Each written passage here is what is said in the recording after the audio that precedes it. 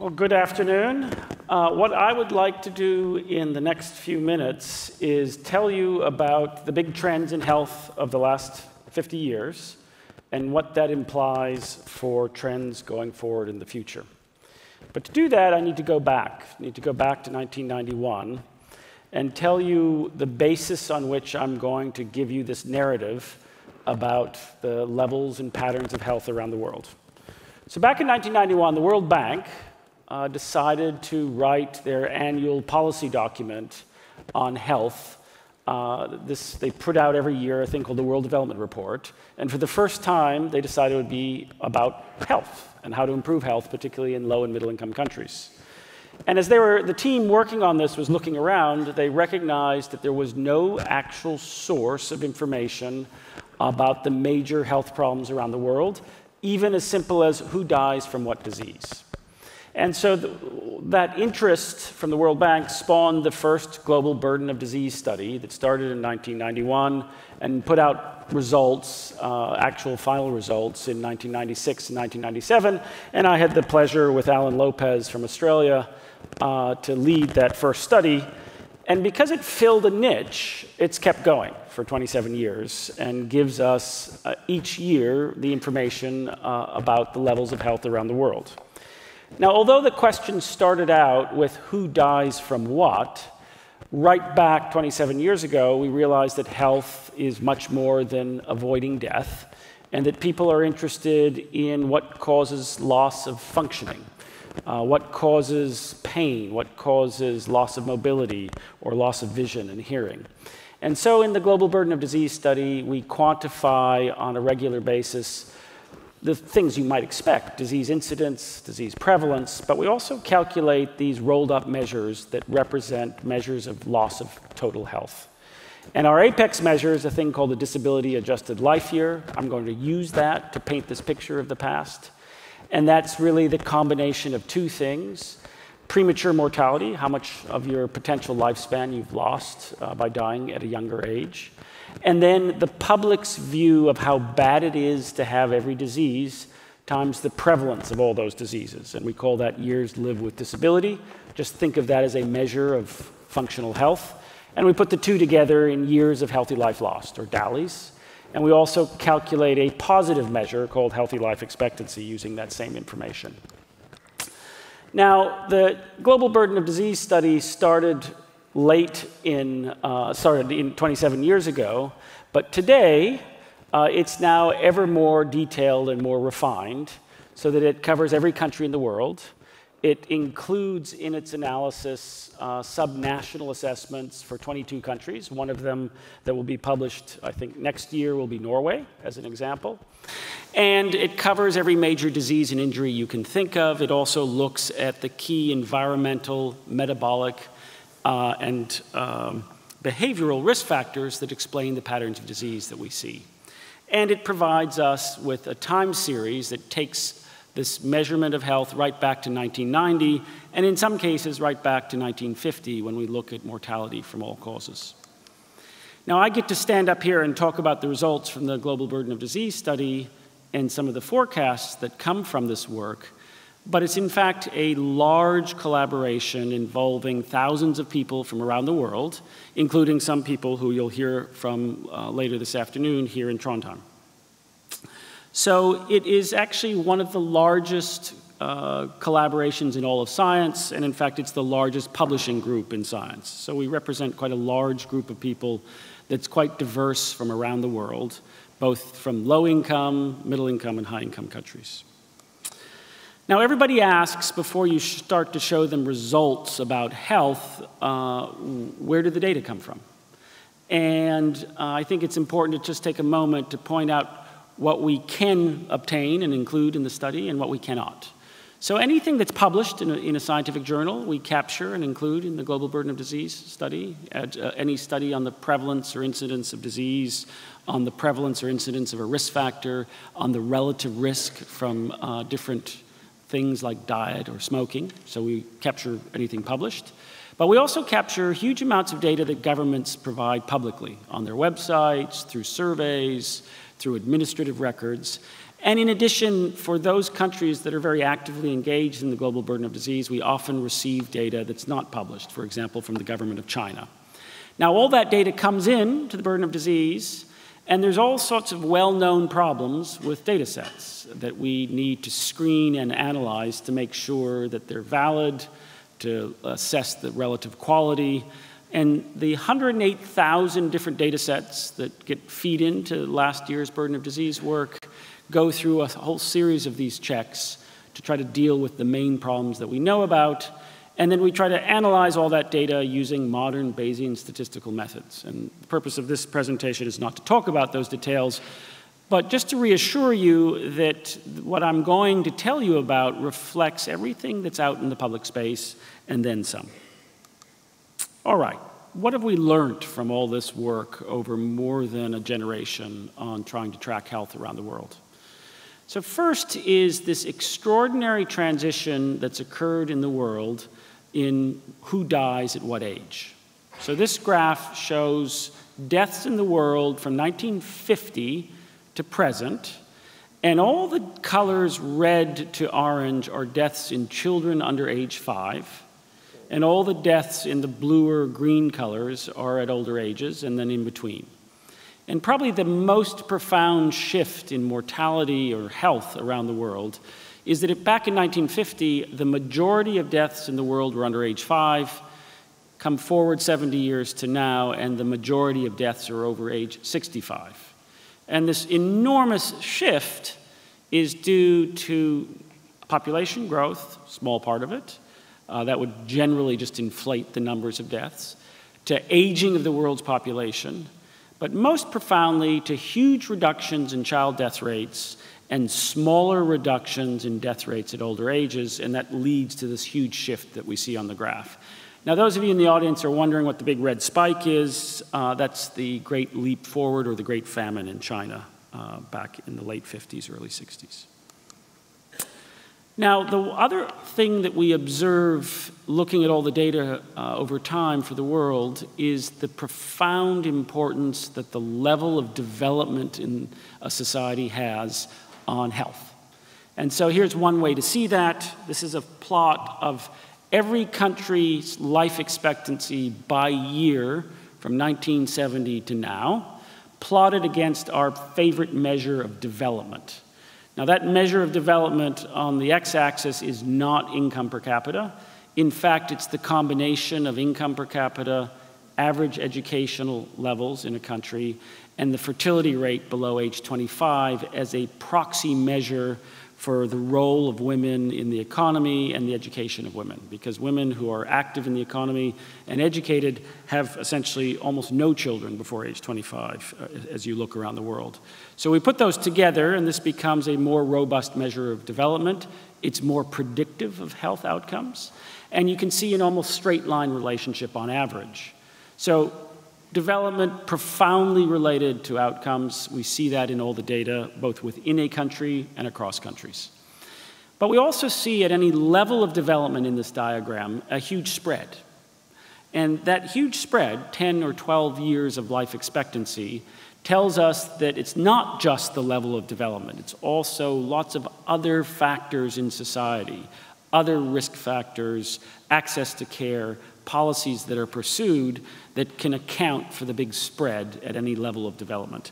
And that gives us hope that there are opportunities to learn from this type of data what's worked to be on the top of that curve versus what's not worked for those countries that are on the bottom of the curve.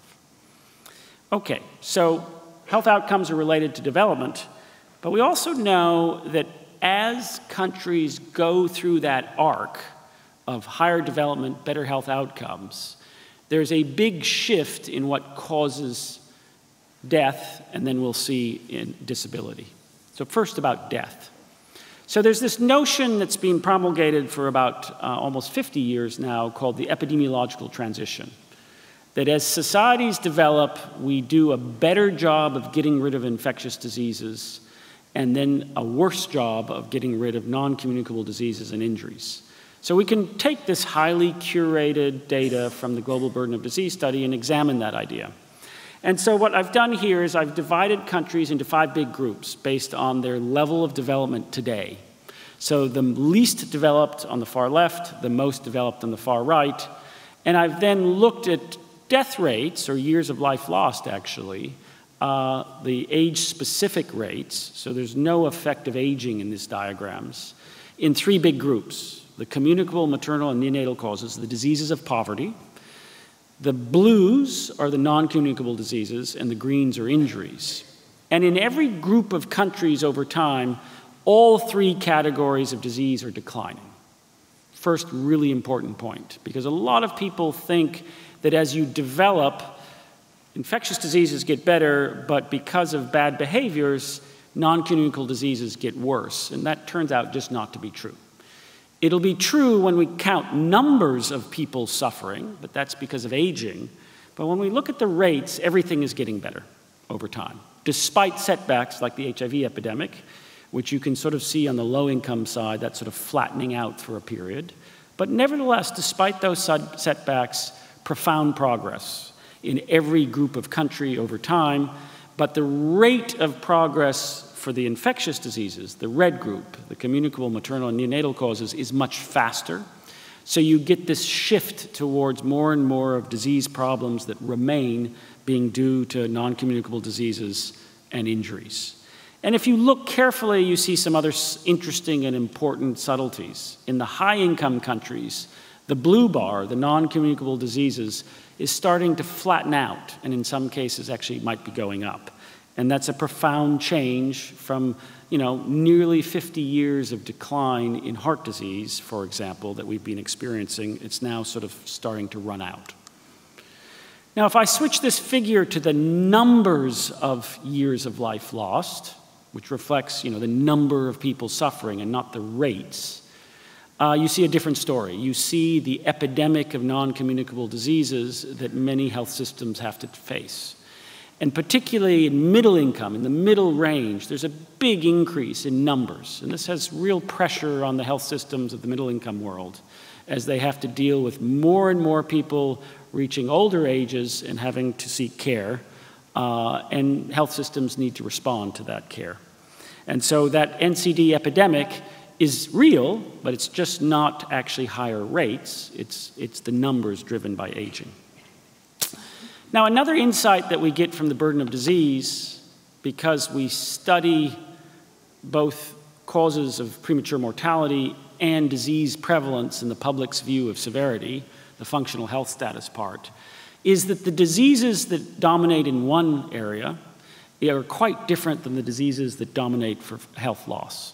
So on the top left tree map, which is sort of a square pie chart, the NCDs are in blue, the communicable diseases and maternal and neonatal causes are in red, and the injuries are in green still. And the big causes of premature mortality are things that you might expect: heart disease, cancer, pneumonia, diarrhea, HIV, tuberculosis in the red causes, road traffic accidents in green as examples. But on the bottom box diagram, tree map, you get a different story. This is the sources of years lived with disability or functional health loss. And the big contributors are things like mental health or substance abuse or the musculoskeletal disorders or hearing loss and vision loss. Very different set of conditions that ail people than the ones that primarily cause mortality. And a lot of our health research system, a lot of our health policy has perhaps rightly in the past been focused on tackling the sources of premature mortality, but health systems are rapidly, or societies are rapidly moving to the situation where the disabling conditions are more important as causes of disease burden, and that's a very different set of causes, and we have less effective tools so far in many cases to deal with those. Now, if we put a couple of things together, namely the same diagrams I showed you for the epidemiological transition for premature mortality, where all the lines are going down, if I show you this for functional health status, years lived with disability, the lines are basically flat for non-communicable diseases. So there's no actual trend over time on the top bars in terms of rates for the burden due to mental health, substance abuse, musculoskeletal disorders, diabetes, etc., the big causes of disability. And what that means is that if the bottom diagram, you add in aging of the world's population and population growth, there's a really even greater explosion of the burden from functional health loss from those conditions, for which we may not have very effective solutions yet, but they certainly create a tremendous amount of demand on health systems and a tremendous amount of burden within communities.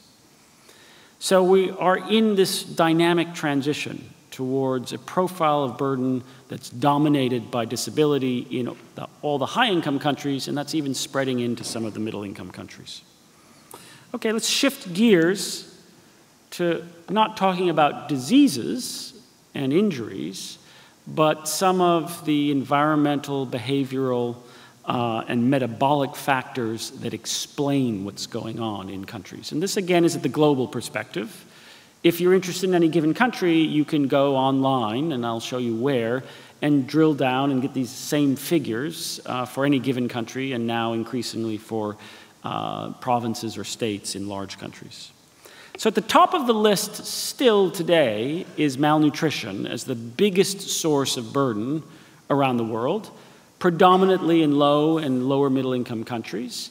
And this encompasses both underweight, malnutrition in children, but also low birth weight as well as short gestational age as big dominant factors for neonatal mortality, and maternal malnutrition. But second on this list is diet, which is always a surprise to the medical audiences where we show this information to, because they expect to see the metabolic risks, at the top. And in fact, we find the 14 components of diet that we study, each of them looking very carefully at what people consume, the risks associated with each component of diet, gets to be number 2, and in any high-income country is usually number 1. So diet is a big factor, and that's followed soon thereafter by high blood pressure, tobacco, high blood sugar, obesity, high body mass index, and air pollution as the big factors, and then alcohol just after that, as the big risks that explain much of the burden of disease we see around the world. More on that when we talk about the future. Now, if I drill into diet, because people are usually very interested in diet, what we see is that often the things at the top here are not what people expect. Notice that red meat consumption, which gets a tremendous amount of airtime in the media, is the smallest of the diet factors in explaining the contribution of diet. It's at the bottom there. And you can see that low whole grain consumption, high sodium consumption, low fruit, low vegetables, and nuts and seed consumption, given the evidence that we have available today, are much larger factors globally in contributing to disease than processed meat or high red meat at the bottom. Now, the world's changing. We've had these incredible reductions in death rates around the world. We see this shift towards disabling conditions. But if we look at the shifts over time in risk factors, we see a more complicated pattern. And each of these little plots shows one of the top 9 risk factors on that previous diagram compared to development. And the reds are in the more recent time period. In the blue diagram, the blue dots are in 25 years ago, showing time trends as well. But the main takeaway from this diagram is that some risk factors, like poor water, indoor air pollution, poor sanitation, are synonymous with poverty. As development improves, they just go away. Very, very closely related. Some risk factors are going up. Most notably, obesity is going up, as well as air pollution, at least up until a high level of development status. Alcohol consumption is going up on these diagrams. And I bring special attention on this transition diagram to what's happening to obesity, because it's one of the only really large risk factors where there's a very steady trend up, and there are 0 countries in the world where obesity is going down in the last 10 years. or 15 years, whatever time frame you look at. It's going up everywhere, or at best, it's pretty flat. So it's a particular threat to the future, as we will see. Now, another thing you can do, because we know that health outcomes are so closely related to development status, we can compare what we see in terms of the burden of disease to what you would expect on average for your level of development, and then grade countries not by how well they're doing, but how well they're doing relative to what you would expect for their level of income and education. And that's what's shown on this map. So if you're red on this map, you are doing much worse than expected. And if you're blue, you're doing much better than expected.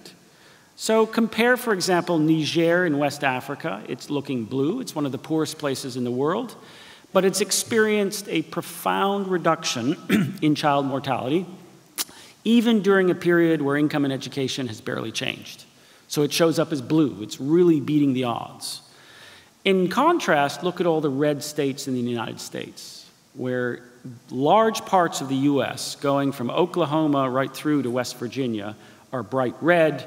They're doing much worse than we would expect based on their income and education.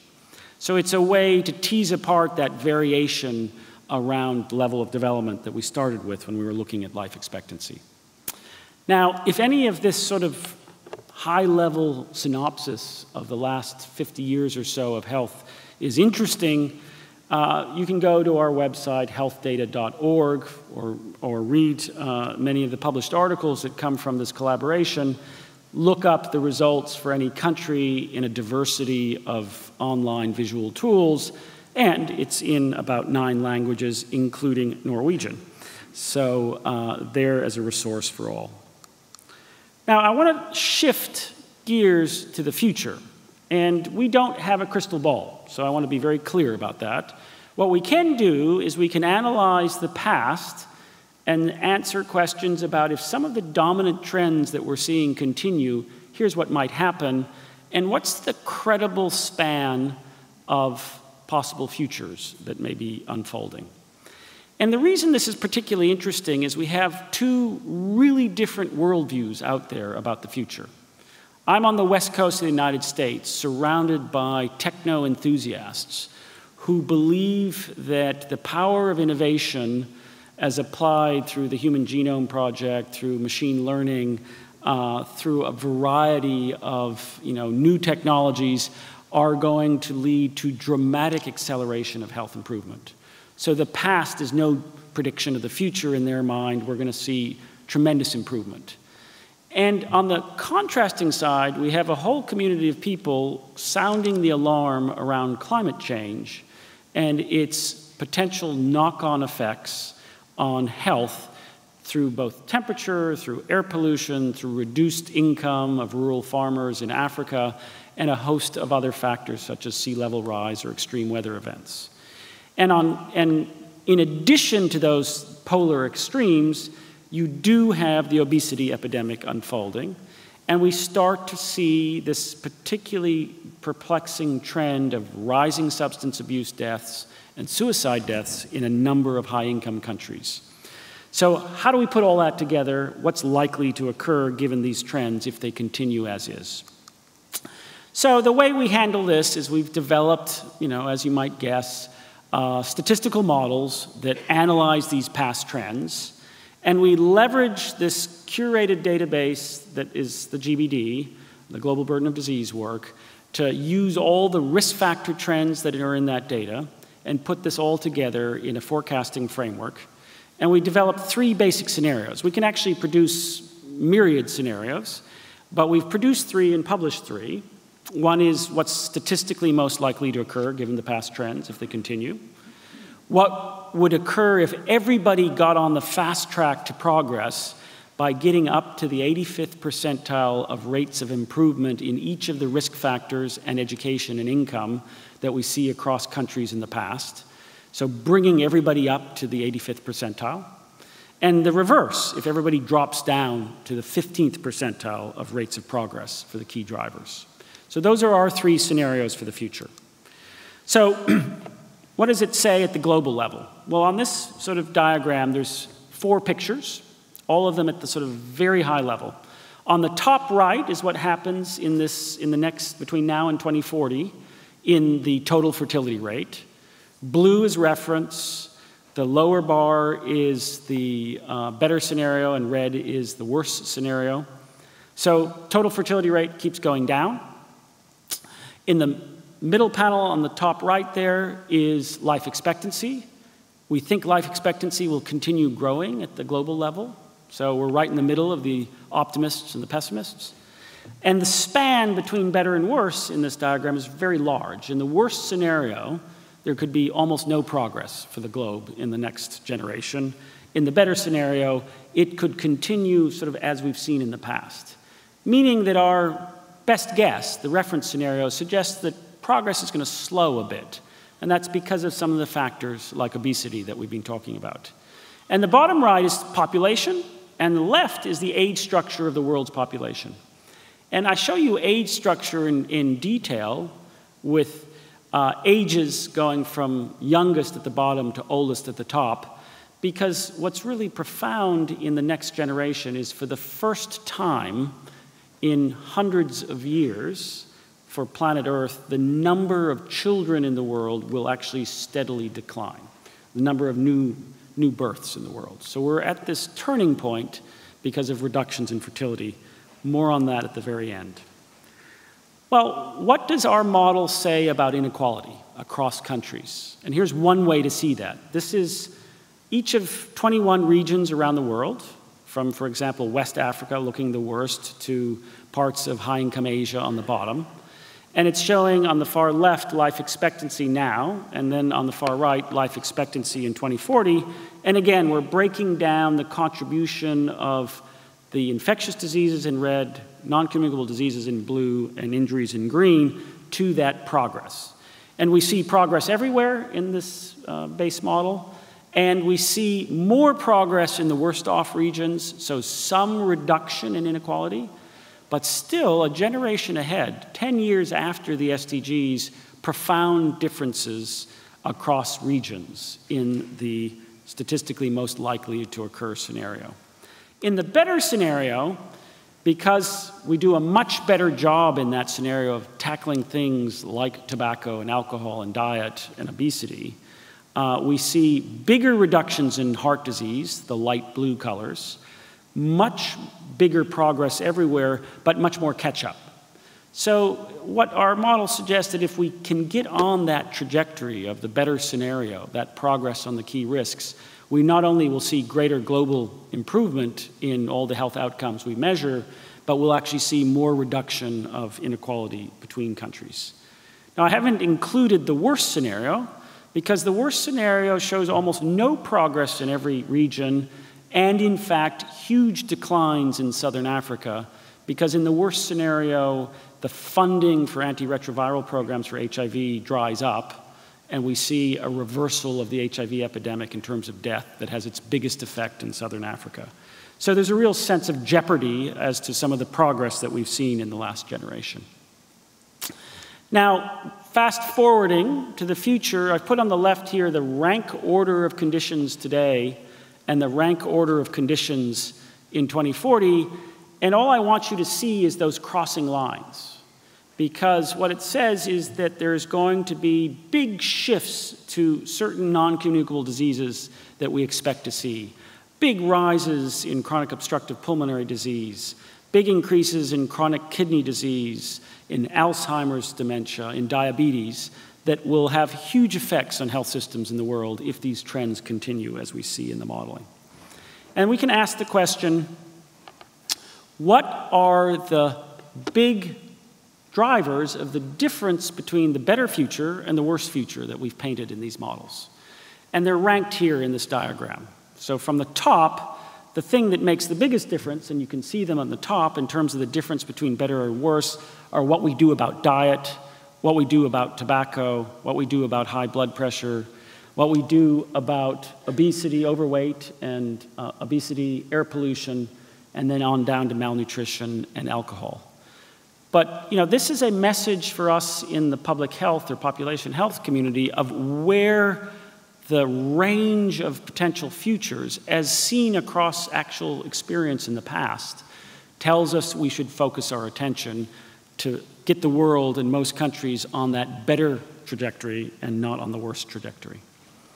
Now, for those of you who are interested, you can drill down into these forecasts. They're published, they're online, and a tool called GBD Foresight. So just Google it, and if you're interested in Norway or Nigeria or India, you can easily explore how these three scenarios look and play out over the future.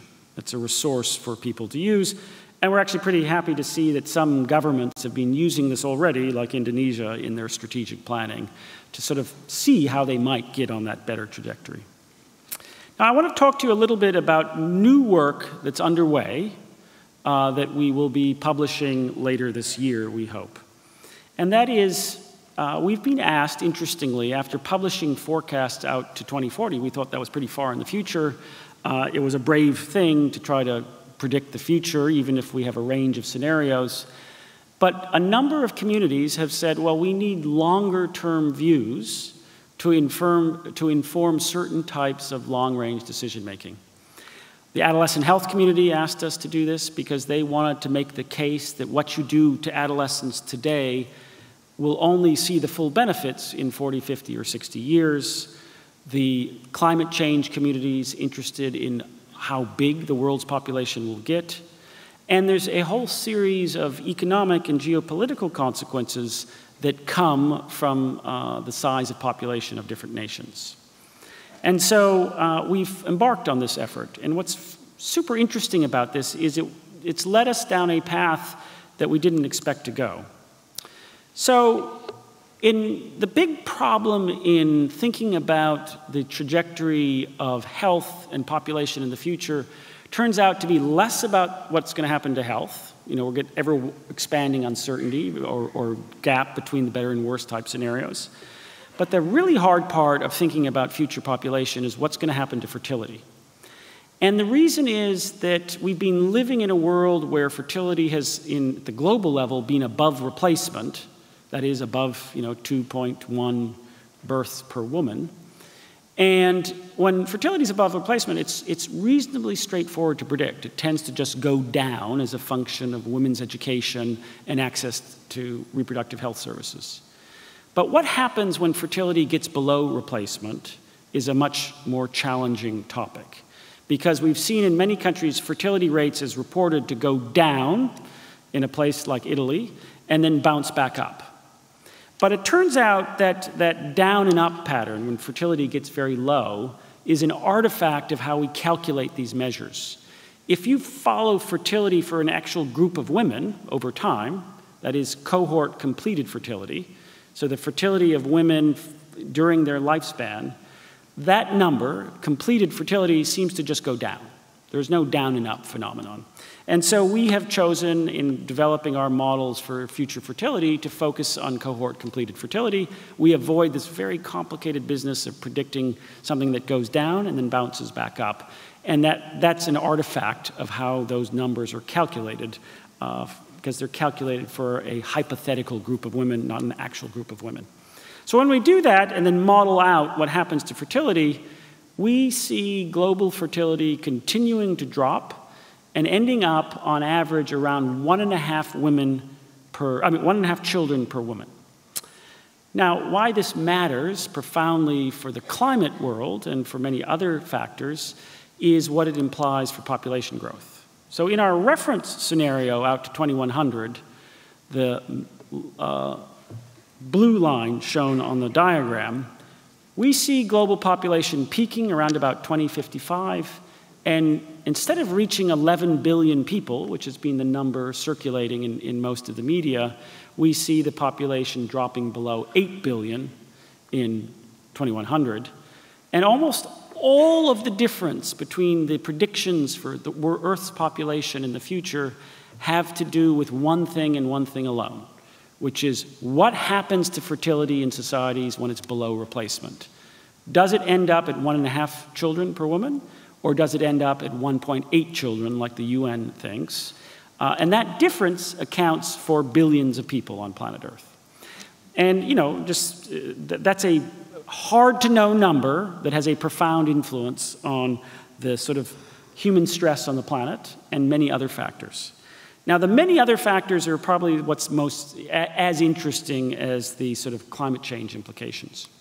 So if you look at this diagram, which is the number of people between ages 20 and 64, traditionally thought of as working age, for the big countries in the world, or the 5 biggest back out in 2100. The black line is China. China has already started its decline in working age populations because of the one-child policy bringing down birth so rapidly. So China is beginning this steady, inexorable decline of 60% of their working age population, and with profound economic effects that have not yet been factored into long-term thinking about both the economy and the geopolitical status of China in the future. India, in red, will be shifted a generation later, but the same thing is going to happen given the accelerated fertility decline in India. And in Nigeria, with a much slower fertility decline, you'll see Nigeria becoming amongst the 3 big nations in terms of the working age population. And interestingly, as long as we keep to historical trends, in green, the US sustains its working age population, not because of fertility, but because of migration. So if the US were to stop migration, we would go into the same sort of decline that we see for China.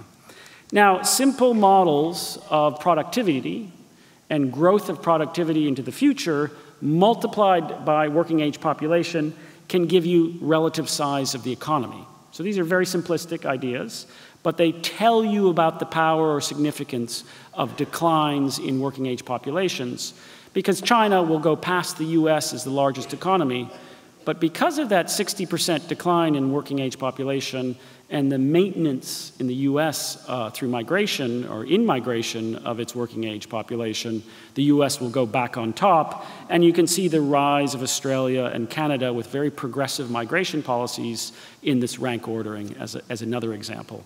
Now, of course, we have no idea if this will play out to be true, but it just is a highlight of how profound low fertility is going to be or could be on economic development. Now, this recognition is not lost on many governments. And the big threat, I believe, going forward of low fertility will be on women's reproductive rights.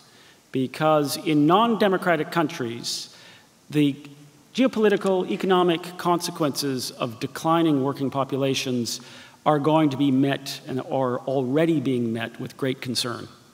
And the immediate shift is going to be how to raise fertility, even if it involves reducing women's rights to choose how to regulate and choose the number of children they want.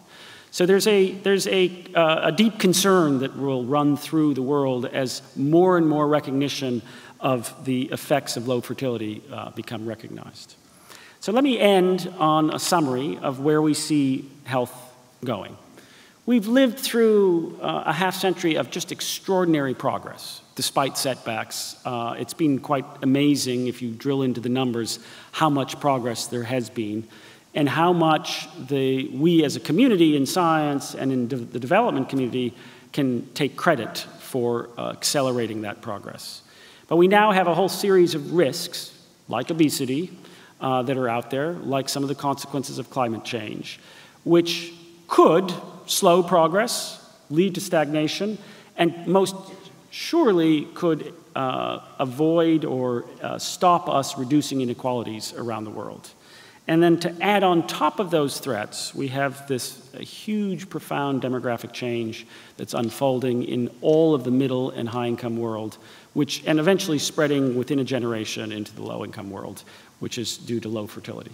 Thank you very much.